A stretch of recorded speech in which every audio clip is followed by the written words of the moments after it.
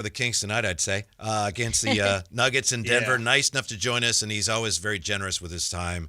Outstanding play-by-play voice of the Nuggets, Chris Marlowe. Chris, how are you today, sir? I'm doing well. Thank you. Thank you for your time. Let's start with this. You know, a lot of Kings fans miss Jonas Valanciunas, and it looks like he's already fit right in, which is no surprise with the Nuggets. What kind of impact has he already had on what Denver's doing? He's been terrific. Yeah. He's anchored the second unit. Of course, Kings fans know that the Achilles heel of the Denver Nuggets the last couple of years has been the bench. And Jonas is playing well. He makes shots. You mentioned free throws. He's a good free throw shooter. But he gives you that size, that intimidation inside, great defensive rebounder. And the Nuggets bench this year is averaging like 38 points a game, and last year it was like 24. So that's just a big difference. Mm-hmm. Mm-hmm. Yeah, Chris, I'm curious. Obviously, Russell Westbrook, a big talking point here in Sacramento this season. A lot was made of last season with Russ and everything that went with Mike Malone and all of those decisions. And then, of course, Russ doesn't find a roster in the offseason. What was your perspective on just it might be too big of a question, but just Russ's season last year and more so the narrative that kind of spun of it and how much you think is fair or justified for him? Well, how much time do you have on this show? However much you got. I mean, I might take an hour to get into Russell Westbrook. I thought he had a good season for the Nuggets, particularly at the salary he was being paid. There were some flubs along the way, but generally good. I think some people were surprised that he didn't re-up. You know, he had a player's option, but I'm thinking he could have gotten a lot more. But as Russ said, what you get with him, you get the good, you get the bad, you get the ugly, you get incredible energy, and Ball Arena is going to be a madhouse tonight because there is just a reaction to everything Russell does. Good, bad, ugly. He's going to be a lightning rod tonight. I think he'll be greeted fairly warmly by all the teammates. I'm not sure about the crowd, but it's going to be a lot of fun. Chris, when it comes to the Nuggets this year, and there's some great things about what they're doing, I think one of the things you'll look at maybe the turnover issue. What have you seen that has maybe gone wrong in terms of that department? Well, it hasn't really been a huge problem until the fourth quarter. The Nuggets, in fourth quarters, the two games they lost, the one at Golden State, Nuggets had a 10-point lead in the fourth quarter and let it get away via free throws and turnovers and some sloppy play and some great play, quite frankly, by Steph Curry. The game the other night up in Portland, the Nuggets had that under control and then had problems with the Portland pressure. Portland pressed the whole way. Murray had trouble bringing the ball up. They committed some just egregious turnovers, the kind that make you just want to bite your fingernails, where someone's dribbling the ball up and they dribble the ball off the foot, or they pass it cross court where you're not supposed to, and it's intercepted for a layup. So those are the kinds of things they have to fix the fourth quarters. That's been an issue. And I think one of the issues for David Adelman, in my opinion, just my opinion, he's got to figure which five players need to close the games. That is certainly an issue. I know you guys are, with Keegan Murray out, you're trying to figure out, well, who that fifth starter should be. Well, we're trying to figure out who should be the five players to close the game. And the other night in Portland, we didn't have it. We just fumbled the game away. I used to do gymnastics with Bart Connor back in the day, and he used to say, when people would fall off the balance beam, wobbles and bobbles will do you in. And boy, did we have that the other night. Wobbles and bobbles. Mm-hmm. Chris Marlowe with us, and he's a play-by-play voice of the Nuggets, and he's an Olympian in volleyball, played basketball, so he knows a thing or two about actually playing on the floor. There are so many connections. It's interesting, Chris, as you well know, between the Kings and the Nuggets. We just talked about Russell Westbrook, and we talked about Valanciunas. Coach Malone was there, and he was an outstanding coach here, and we love him. Yeah. And now you got Coach Adelman's son coaching the Nuggets. What's been different about his approach? And I don't mean anything disrespectful of Michael Malone. He won a championship, and we love him here. But how has Coach Adelman's approach been, would you say, perhaps a little different? Well, the other connection that you'll come up with somewhere along the line is when I was broadcasting out in California, I used to call a bunch of Doug Christie's games when he was at Pepperdine. Okay. Wow. including a 3 overtime affair where he made the game. He made the game winner in the 3rd overtime, and in the previous 2, he had made the shot to tie up the game. So I know Doug from way back. Wow. As for Malone and Adelman, Mike, I think he just got fed up with the whole thing. He wanted veteran guys on the bench. He would be joyous if he had the group that they have now, but they chose to go with younger guys. Calvin Booth wanted to build and keep it going, but the younger guys didn't quite mature quite as fast as all of it. So he just got kind of angrier and angrier at the whole situation. He's an old school coach. He's harsh. He can be harsh. And when you're not winning, that harshness really comes through. If you're winning, it's easier to take. And so I think it was just time. He gave Denver 10 good years. And Adelman has, he's a bright young coach. He's got different ideas. He's got different things he tries. He really likes playing zone. They've discovered kind of a 2-3 hybrid amoeba defense, if you like, matchup that they're pretty happy with. And their defense has been good. They're a top 5 defense in the league through 5 games when they were 22nd last year. So Adelman's been good. I still think the main thing is who do we close with?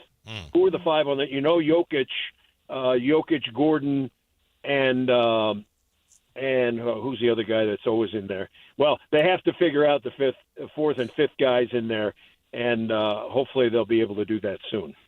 Chris, I'm curious. You mentioned Nikola Jokic there, and obviously he's been in the top 2 or 3 of MVP the past 5 seasons.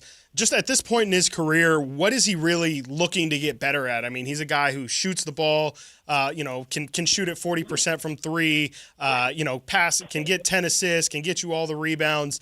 What is it at this point in his career that he's really looking to improve on? Well, I'm not sure there's much left for him to improve on. You hit the fact. He scores, he rebounds, he assists. Last year, he was top 5 in steals. He was 2nd in the league in steals. Gosh. He's just an incredible performer. He makes everybody better. I think that's kind of his goal this year is to, we have 4 new guys on the team. Cam Johnson has gotten off to a slow start. And I think if Nikola had one wish, it's to try to make the other players on the team better than ever. And so he's trying to help out Cam Johnson. Christian Brown has been struggling a little bit. And so they haven't been getting much from that position. But in terms of individual stuff, I think he's got that all just about conquered. They put in the new rule for the heave, and I think a lot of it is attributed to Nikola Jokic, who would take the heave. He had 22 of them last year, made 2, and that was an NBA best. Yeah. Everybody's firing him up now, and I think it's great for the game. So Nikola Jokic is not our problem. he is not our problem, as you guys might say. I'm a little worried about the Kings, though, because I watched a lot of the Milwaukee game, and you guys have tremendous firepower.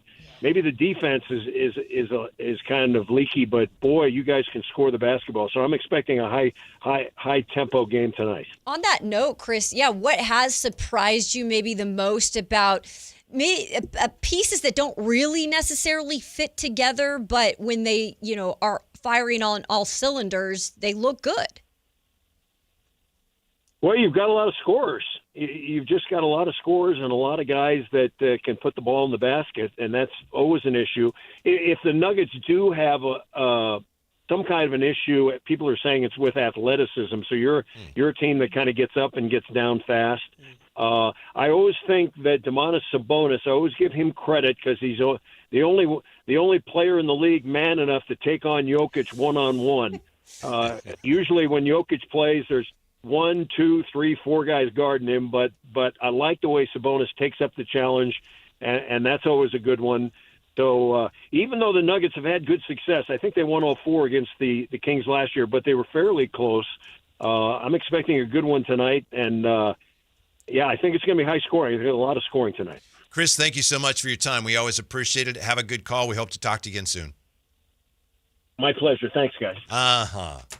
How about that? He always is nice. That was about fun. the I Kings. know. The wobbles and bobbles was my favorite part by far. That was great. I love he gave some credit to the I Kings there. I know. was not anticipating that. I was not Uh-uh. anticipating some Kings praise on that one, especially when someone gets to watch the Nuggets every night. Exactly. Makes you curious what he really has to say about Russ, doesn't it? For better and worse. Right, for better and worse. Yeah, definitely. I mean, it seemed like there's His obviously teammates a will welcome lot him to tonight. go. I don't know how the fans will feel. Yeah, what I mean, not what does that mean, but like what I wonder, just like the thought, like you said. I mean, Russ is clearly a lightning rod for good or bad. Like he's going to elicit a reaction from that crowd. I'm curious where the fan base really stands, because I know, again, like Russ was kind of the center point of the Malone firing. A lot of people directly said he was the one that Malone was championing so much to play. Yeah, and right. so I wonder if a lot of the frustration is just, it's not Russ's fault, but he was the one that Mike Malone decided to go down to go down with, and maybe it is really just that simple. But it's very interesting to me that Russell Westbrook in one season there, So coming off polarizing. the bench, had such a massive impact like that. I think it'll be booze. That's just my It's gotta gut, be. It's gotta be. It'll be booze, and that will be good Fuel because him. Westbrook gets fueled off of that. Yeah, he Yeah, does. yeah. When he was roughing up Giannis, I Oh, I know. love no, that. no, no, I no. love No, that no. so much. He's like, I ain't letting you go. It's one of those where, like, if that's the team you're going against, that's Yeah. the exact, like, you hate to have to go against him, love him on your team because, like Giannis was definitely trying to punk him a little. Giannis was trying to flip him over his shoulder, and just for Russ to recognize it immediately and just, like, shake his head and be like, no, Yeah. like, Yeah. this is not going to happen. well, Like, somebody pointed out on social media, I forget who it was, I apologize, but Kings fan and a listener said, the Kings won both. They won the game and they won the fight. How about Yeah. that? They definitely won the fight. And you can Absolutely. see they actually had the Bucks on their heels a little bit. And that's what physically. Yeah. we've been talking about that. Other shows on our station have been talking about that. Like, you needed a moment where they just kind of said, you're not going to push us you're not punking around. us. Yeah, for sure. And I felt like we got that in that game. Yeah, for sure. And it's funny it was against the Bucks too, because the Bucks are always the team that the last team I can think of that like the Kings got into a skirmish with. There was an Trey altercation. Lyles, right? Trey Lyles, And Giannis, and yeah. Brooke Lopez, where like Brooke Lopez was kind of like choking Trey Lyles to the ground. And in that moment, Trey Lyles, the only King to like really kind of get into the middle of that, but also wasn't a huge like scuffle or anything like. And to kind of see the juxtaposition of Russell Westbrook in that moment, and how he was ruffling the feathers, and the Kings end up on the right side of the result in terms of the game in itself. I don't know, just it something. It was definitely something to get that win. I mean, there's been a lot of good. The Beam team walked in there, almost left with a win. That Damian Lillard hit yeah. a shot from a couple steps in from half court. That's the closest this team has gotten to beating the Bucks. I don't think this team, again, is destined to win a playoff series or something, but it does have to say something about the identity of this team that they've been incredibly competitive and were able to get the result on Saturday. Just such a tough schedule. It's and that's brutal. not an excuse because It's I'm a reason, just though. observing. I'm Yeah. not playing Yeah. in the game. But, I mean, the Nuggets, man, that's a tough matchup. And at then a time after when that? the Kings got are him twice. Yeah, And then after that? Yeah. Yes. Yes. It just doesn't stop. The Kings they have an opportunity to show here that they're better than a lot of people thought, but it's just tough to do against this level of competition. Yeah, and I think the Nuggets, they play again in 3 games. So I feel like to get Yeah, one something of like those that, would yeah. be really important, whether you're going to do it here or there tonight. It's just, these are the things, like, you'll take the little crumbs as they come, right? I mean, you're maybe not going to get the whole cookie, but in the Sacramento Kings case, take some crumbs. Absolutely. It seems to me, and like I said, just a full disclosure, I was not excited when Russ came here, but there has been for a long time here on the floor a little bit of a leadership void. Yes. And Domas has supplied some of that, and De'Aaron supplied some of that. But whatever it is, and DeMar at times last year he'd take over the game late. But Russell Westbrook has come in as like, I am the captain now. You know what I mean? Yes. Yeah. There's no question right now. There isn't any. No, Yeah. I'm not. One of my least favorite sports conversations is the alpha beta conversation, but like, I can't deny it in this kind of situation where it's just like Russell Westbrook, to your point, walks in literally day one and they're ending practices exactly what DeMar DeRozan gives a speech, tells guys, I believe it was after the Kings' second or third game, was pretty much just like, we can't have this, guys. We're losing games where we have the lead at halftime and we're just letting it slip. DeMar gives a big, 20, 30-second speech immediately after. Russell Westbrook, who had maybe been there for a day, maybe two, wraps up, kind of probably gives us a similar point as well. But I think it's more just the presence. The presence, so, the too. feeling like you belong, the understanding and the comfort in your own skin, probably because he's a superstar, but just the comfort of saying, like, I belong in this room, and just because I'm new here doesn't mean that I don't have a right or something that can stick with this group. When we come back to the 49ers, they win, but tell you why they really aren't in position to celebrate too much. That's next here. We got Caleb, we got Chris, we got Jay, Whitey, Drive Guys on Sactown Sports. The Drive Guys, weekdays 2 p.m. to 6 p.m.